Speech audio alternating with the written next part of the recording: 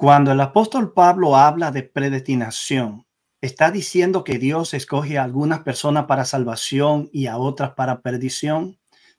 ¿Cómo se relacionan en las escrituras las doctrinas de la predestinación y del libre albedrío? Este es el tema que estaremos tratando en el día de hoy. Quiero enviar un afectuoso saludo a todos los fieles oyentes de Radio Esperanza New York y también a todos aquellos amigos que nos siguen a través de las diferentes plataformas sociales, incluso por nuestros canales de YouTube. Bienvenido, Pastor Contreras. Gracias, Pastor Delgado. Bienvenidos también sean nuestros amigos que nos acompañan en este momento en el programa del día de hoy. Y es un placer poder tenerles con nosotros y esperamos que podamos, al compartir el tema, pues seguir creciendo en el conocimiento de la palabra de Dios y también de algunas cosas que tienen que ver con la sociedad, como es nuestro programa Fe y Sociedad. Vamos a pedirles, por favor, que puedan compartir con otros el programa, la transmisión, que así otros se puedan unir y podamos compartir juntos. Vamos a comenzar con una breve oración. Amén. Padre eterno que estás en los cielos, damos gracias por el privilegio que nos das de acercarnos a ti en oración.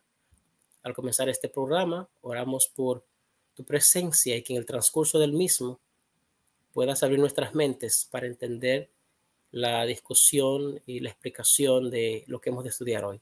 Oramos en el nombre de Jesús. Amén. Amén, amén, amén. Bueno, como ya ustedes escucharon, hoy estaremos tratando el tema de la predestinación y el libre albedrío. Ya en otras ocasiones hemos abordado estos temas, pero desde una perspectiva diferente. El hecho es que abarcan un espectro muy amplio de reflexión teológica y requiere entonces que nosotros vayamos como por parte. De hecho, en la tradición cristiana, la predestinación se interpreta tradicionalmente como que Dios está causando el destino de cada ser humano y también todos los eventos de la historia de la decisión de su propia voluntad y la operación de su poder irresistible. Algunos teólogos, como Millard Erickson, por ejemplo, en su teología sistemática, hacen distinción entre la predestinación y la elección. Él dice que la predestinación se refiere a la elección que Dios hace de individuos para vida eterna o para muerte eterna. Luego él ve la elección como esa selección de algunos para vida eterna, lo que él considera como el lado positivo de la predestinación. Y aunque no lo añade en esa declaración, cabe decir que si la elección viene a ser el lado positivo de la predestinación, la reprobación de los perdidos viene a ser entonces el lado negativo de la predestinación. Otros teólogos, por ejemplo, como Leo Garrett, hijo, presentan la elección y la predestinación como una y la misma cosa. Así que, como ustedes pueden ver, ni siquiera quienes la sostienen propiamente están de acuerdo en todos los detalles de este sistema interpretativo. Yo preferiría, Héctor, irme por la segunda y ver la elección desde el punto de vista que lo presenta Calvino como parte del tema de la predestinación también. Nosotros tocamos el tema de forma separada en cuanto a lo que es la predestinación y al libre albedrío. Hoy vamos a ver entonces cómo confluyen esas ideas y cuál es la incidencia que tiene el uno sobre el otro. Y vamos a ver los puntos, algunos de los puntos los cuales Calvino presenta y cómo podemos entender el tema de la predestinación en la Biblia. ¿A qué se refiere la predestinación cuando la Biblia habla de eso? Y vamos a ver algunos textos bíblicos en los cuales podremos explicar y podremos también ver cuál es la perspectiva real bíblica, no solamente en los textos explícitos sobre la predestinación, sino cómo entender estos textos desde un punto de vista más amplio de toda la revelación divina respecto al tema. Eso es lo que vamos a estar discutiendo el día de hoy. Ok, bueno, mencionaste a Calvino, pues me gustaría iniciar leyendo algunos pensamientos de este gran reformador. Quiero decir que nosotros pertenecemos y nos creemos y nos consideramos de esa manera como herederos de esa línea de luz que trajeron a colación los reformadores. Sin embargo, también reconocemos que como los padres fundadores de esta nación no estaban todo en claro, de la nación de Estados Unidos, en algunos aspectos, pero establecieron principios buenos y duraderos. también los reformadores mismos, como padres de la reforma, no es que estaban claros en todos los asuntos. Sin embargo, algunas perspectivas teológicas que ellos tuvieron muy particulares, aunque para nosotros no estén correctas, siguen teniendo sus dignos representantes todavía en estos días y muy activos defendiendo esos postulados. Por ejemplo, perdón. Digo que eso es correcto. Ahora la gente se preguntará, y bueno, si hay tantas ideas en ese sentido, ¿cuál yo escoger? ¿Y por qué el tema de la predestinación? ¿Por qué es importante que yo pueda entender este tema? Bueno, la importancia de esto radica en el hecho de que si una persona cree que, bueno, está predestinado para perdición, pues ya sabe lo que va a hacer. Va a disfrutar todo lo que quiera sin Dios, porque al final se va a perder. Y si se va a salvar como quiera, Dios va a hacer algo milagroso para que se salve. Por eso es importante que podamos entender el tema a la luz de la Biblia y ver entonces cuál es nuestro rol en todo esto.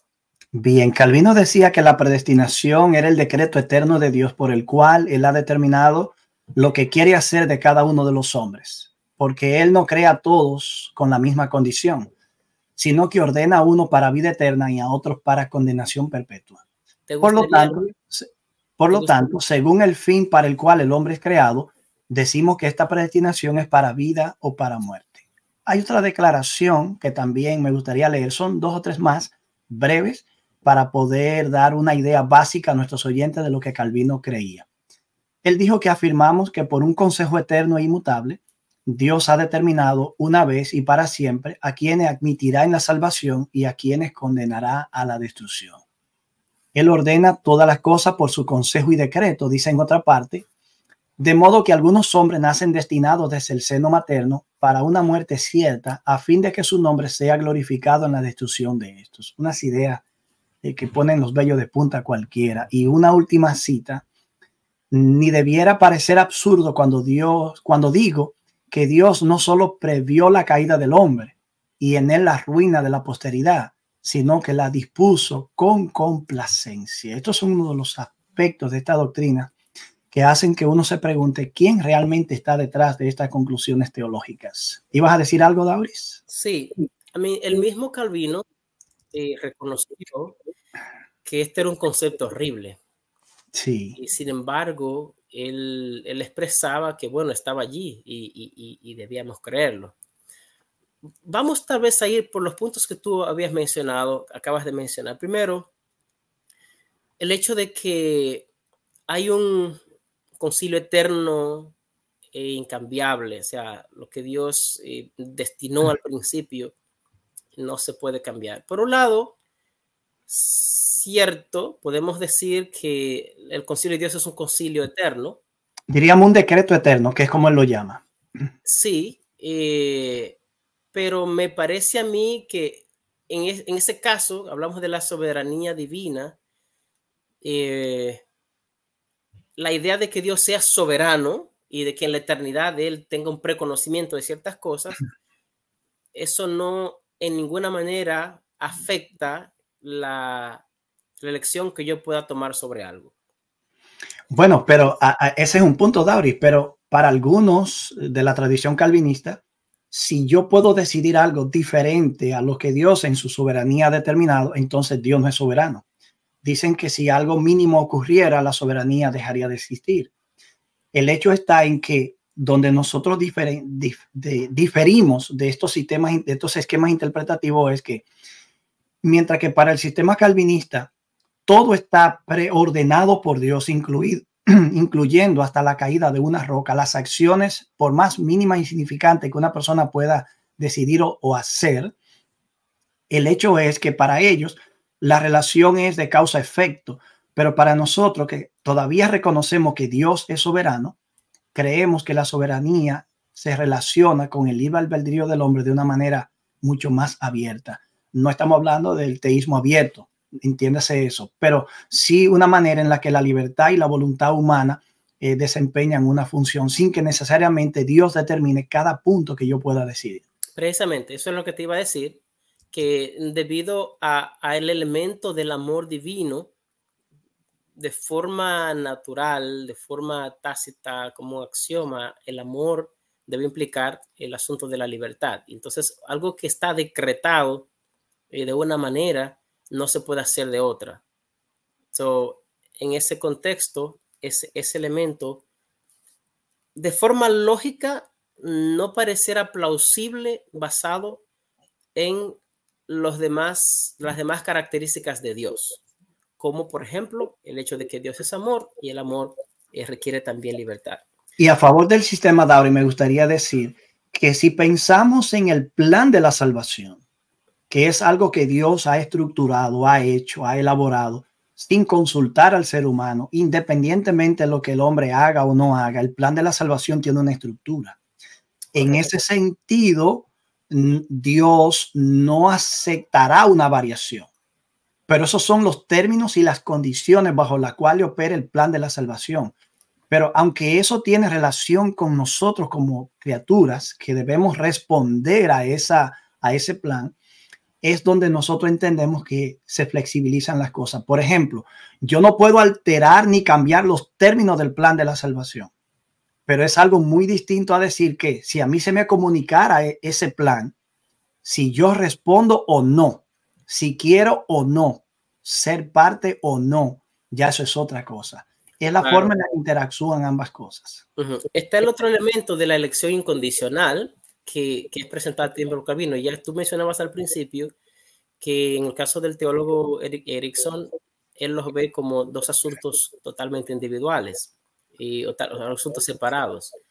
La idea de la elección incondicional, eso, como decía yo al principio, crea un estado de resignación de parte del ser humano y un estado de, bueno, al final yo no tengo que hacer nada porque Dios lo va a hacer todo por mí. Incluso hasta que yo elija a Dios, es Él que lo va a hacer. De modo que yo tomo una actitud muy pasiva respecto a mi responsabilidad con Dios.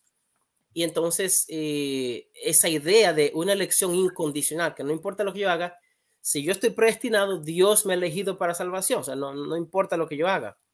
Entonces, esa idea de la elección incondicional tampoco es plausible razonablemente basado en el texto bíblico, ya que nosotros vemos en la Biblia siempre una acción de Dios y una respuesta humana. Y está el elemento también de la voluntad humana, que al principio, bueno, cuando hablamos de la voluntad humana, si la predestinación indica que, bueno, esa voluntad humana como quiera es Dios que la hace. O sea, no hay forma de ganar con eso. O sea, no hay forma de que el ser humano tenga una elección propia. Y eso hace, Héctor, ¿sabes qué? Eso hace de la idea de la predestinación en conexión con la creación, como que Dios creó autómatas, que al final de cuentas hacen lo que Dios ha ordenado que tienen que hacer. Sin embargo, le doy a favor a los que sostienen esas ideas que insisten también que el ser humano sí tiene capacidad de elegir, porque créeme, no es que es más lo que se infiere con las declaraciones que con lo que se afirma o se niega propiamente. Vamos a esta breve pausa y estaremos regresando inmediatamente. Sí. Por tanto, hermanos, tened paciencia hasta la venida del Señor. Mirad cómo el labrador espera el precioso fruto de la tierra, aguardando con paciencia hasta que reciba la lluvia temprana y tardía. Tened también vosotros paciencia y afirmad vuestros corazones, porque la venida del Señor se acerca. Santiago, capítulo 5, versículos 7 y 8.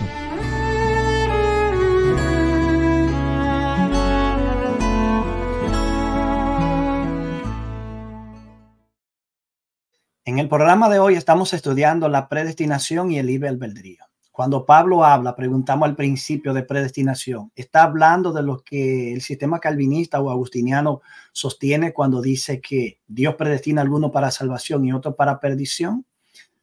¿Cuál es la relación entonces entre la predestinación y el libre albedrío? Bueno, pues de manera de colorario lógico, diríamos que si existe predestinación en ese sistema, libre albedrío, es un libre albedrío que está esclavizado y que Dios libera a través de su gracia para que el ser humano entonces pueda elegir. Pero el punto es que terminará eligiendo porque Dios lo predestinó. Si no hubiese estado predestinado, abriendo la posibilidad de que la gracia pudiera operar en un corazón así, no podría elegir nunca por cuanto no ha sido escogido para salvación. Vamos tal vez, Héctor, vamos a poner un ejemplo. Dios crea a Adán y Eva, ¿verdad? Sí. Ellos son perfectos. Así es. Dios les dice, mira, come todos los árboles, pero del árbol que está en el medio del huerto no comas, porque de comas vas a morir. Cuando Dios quiere el ser humano que es perfecto, ¿Dios predestinó al ser humano a que peque? Bueno, basado en el concepto de los decretos. O le dio la elección al ser humano de que pudiera decidir. Si Adán y Eva no hubiesen comido del árbol, ¿cómo funcionaría la predestinación? Claro, ese es un asunto muy hipotético, pero el punto de Adán y Eva nos revela a nosotros la idea, Héctor, de esa elección humana. Es que en el esquema interpretativo agustiniano y calvinista, Dios gobierna por decreto. Y Dios decreta que el mal exista. Dios decreta la caída. Dios decreta el plan de la salvación. Dios decreta que unos se han salvado y otros no. Desde esa perspectiva, Dios no gobierna históricamente.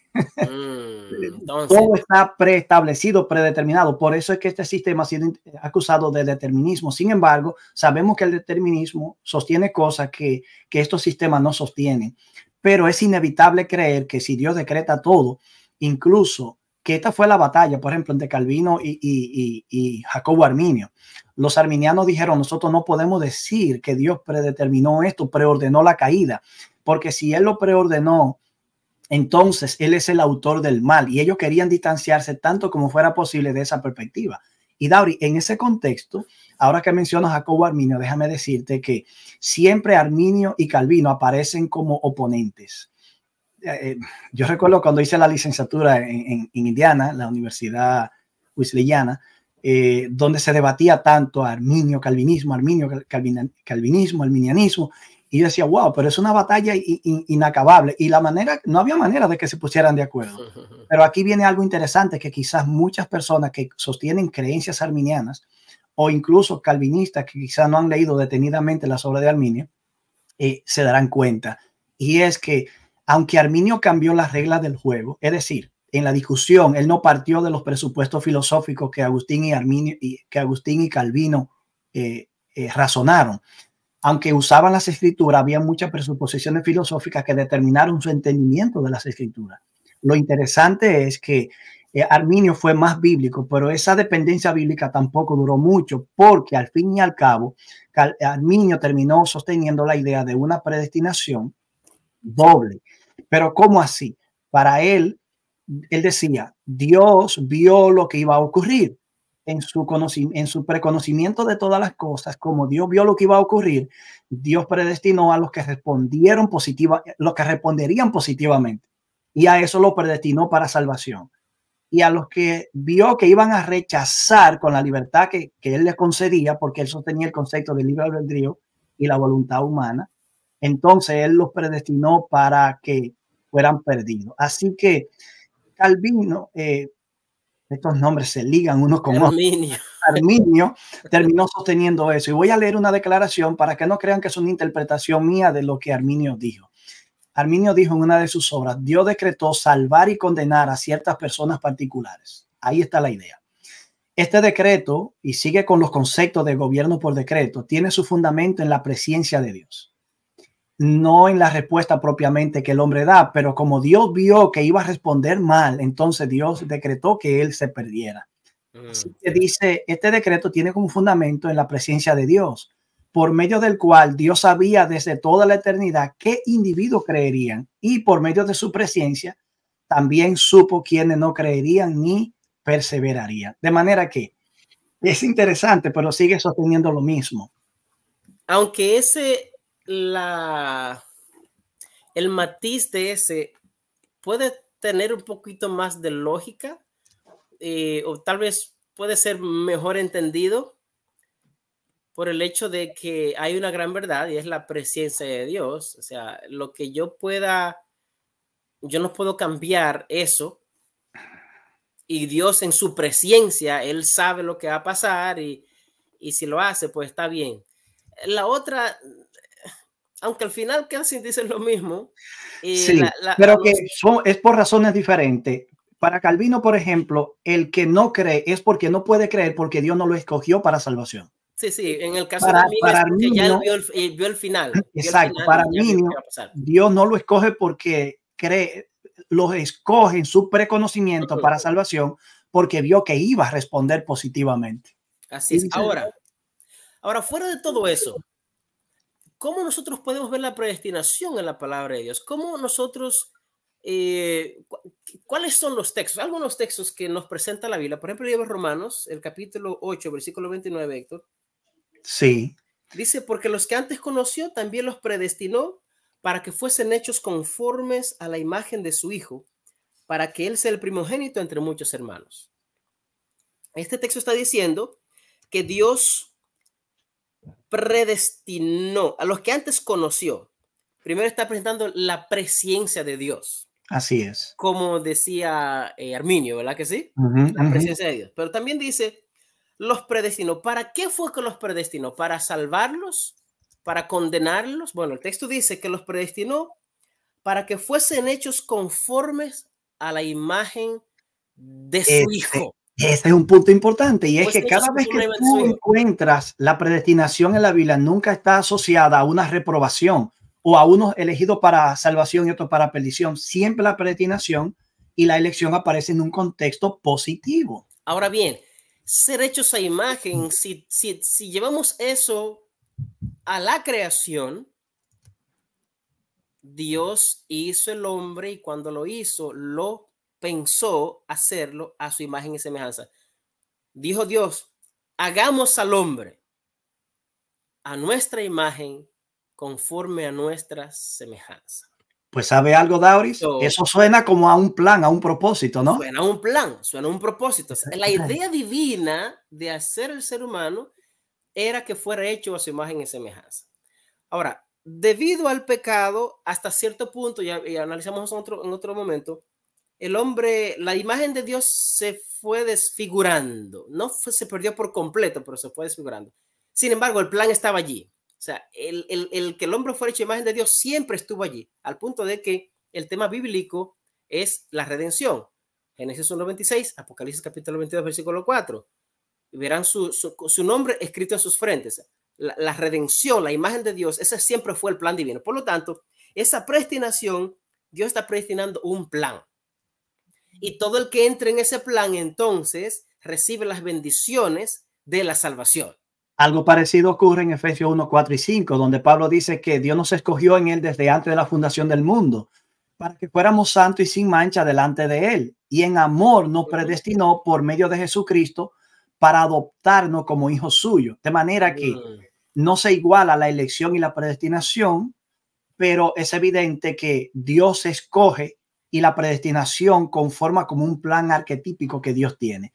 En otras palabras, Héctor, cuando hablamos de predestinación, no estamos diciendo Dios predestinó a este para que se pierda, este para que se salve. No. Dios predestinó un plan que no se va a cambiar y el hombre pecó y Dios no cambió el plan. Por eso Cristo tuvo que venir a morir, porque Dios no iba a cambiar el plan.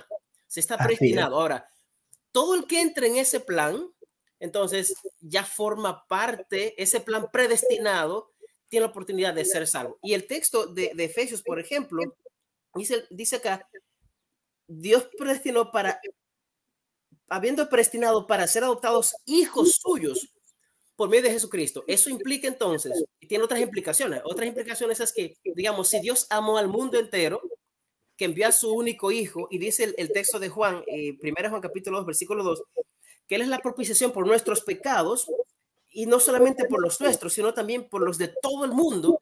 Lo que está implicando es que esa adopción, esa predestinación para que seamos hechos hijos de Dios, hijos adoptados por Jesucristo, implica entonces que todo el mundo tiene el derecho a ser adoptado, si acepta el plan predestinado que Dios tuvo.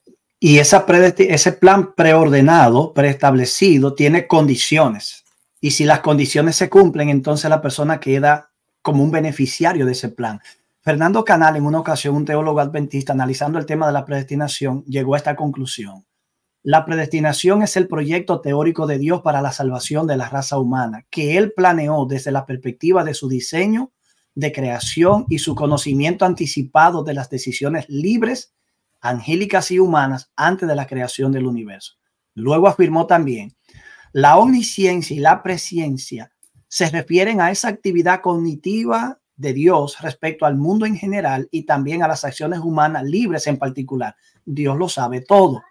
Dentro de este contexto general, la predestinación se refiere a la actividad de la voluntad de Dios, según Efesios 1:5, versos 9 y 11, al decidir la estructura y los componentes básicos que serán requeridos para lograr la redención de la humanidad. En un sentido bíblico, la predestinación se refiere específicamente al plan divino de salvación, así como la creación fue, por ejemplo, la actualización del anteproyecto de Dios para las realidades creadas.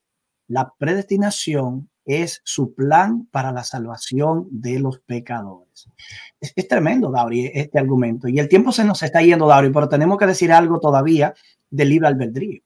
¿Qué podemos mencionar que evidencian que así como hay un plan, Dios es soberano, pero también existe una verdad paralela en el sentido de que está ahí junto con ella, la libertad humana? Al principio del mundo, cuando Eva y Adán peca,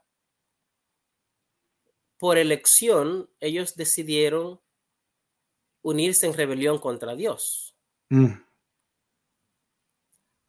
No fueron dejados solos porque Dios proveyó un plan para que les quedara algo que pudiera luchar contra eso. Por eso el texto dice, enemistad pondré entre ti y la mujer, entre tu simiente y la simiente suya.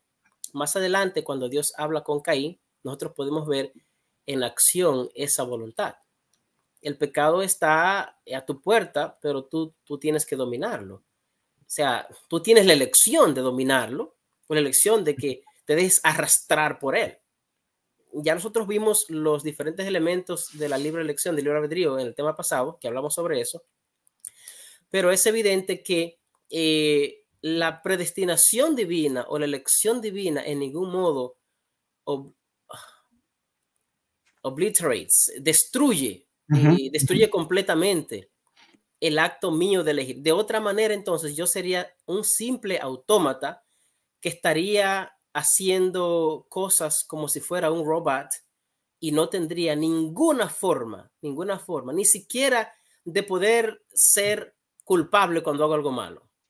En ese contexto, haría injusto a Dios y haría injusto a Dios y sus juicios también injustos. Así es. En ese contexto me gustaría añadir, ya para ir concluyendo, que cuando Dios puso enemistad es como la intervención divina en un punto de la degradación humana, en la que Dios no permite, a través de esa enemistad que Él pone a través de su gracia, que la imagen que puso en el hombre se destruya totalmente. Por eso hablamos de una imagen que está dañada, esclavizada, una voluntad que está esclavizada, un libre albedrío que está esclavizado, pero el hombre todavía es salvable. Por lo tanto, está en un punto en el que puede, bajo los incentivos divinos, bajo la obra del Espíritu Santo, ser motivado a tomar una decisión. Y quiero decir esto al cerrar. A veces, si Dios predestina al estilo agustiniano y calvinista, de Agustín y Calvino, todo lo que Dios quiere es lo que termina ocurriendo. Sin embargo, en la Biblia aparecen pasajes que muestran que no siempre lo que Dios quiere es lo que termina ocurriendo. Por ejemplo, Mateo 23:37. Cristo dice, Jerusalén, Jerusalén, que matas a los profetas y apedreas a los que te son enviados. ¿Cuántas veces yo quise juntarte a tus hijos, así como la gallina junta sus polluelos debajo de sus alas, y tú no quisiste? Ahí está el lamento divino. ¿Qué no puede hacer el Señor para salvar a una persona? ¿Qué poder le falta a Dios para hacerlo? Sin embargo, está ante personas que no quieren ser salvados porque se tornan rebeldes contumaces. Y en ese sentido, lo que Dios quiere no termina siendo lo que Él quiere, sino termina ocurriendo lo que los seres humanos quieren, que Dios no lo salve. Yo te dejaría con este llamado final que Josué le hizo al pueblo de Israel. Si a ti te parece mal servir al Señor, bueno, pues escoge a los dioses que tú vas a servir. Pero yo y mi casa vamos a servir al Señor. Así que nos toca a nosotros elegir, no sin el incentivo divino, pero cuando Dios nos invita, la voluntad tiene que consentir. Y en ese sentido, recibir un regalo no cambia la naturaleza del regalo. No le quita a Dios nada en su soberanía. Tampoco añade mérito al regalo. Sigue siendo un regalo, lo rechace yo o lo acepte. Pero cuando lo acepto porque Dios me ha convencido para hacerlo y yo he consentido. Mi queridos amigos, Lauris, ¿qué diríamos para concluir? Tú no fuiste creado para condenarte, porque el fuego, dice Mateo, fue hecho para el diablo y sus ángeles, no para ti. Tú tienes la elección de elegir a Dios y ser salvo. Para nosotros fue preparado un reino eterno, que es algo muy distinto, que son destinos totalmente opuestos. Que Dios te bendiga y será hasta la próxima entrega.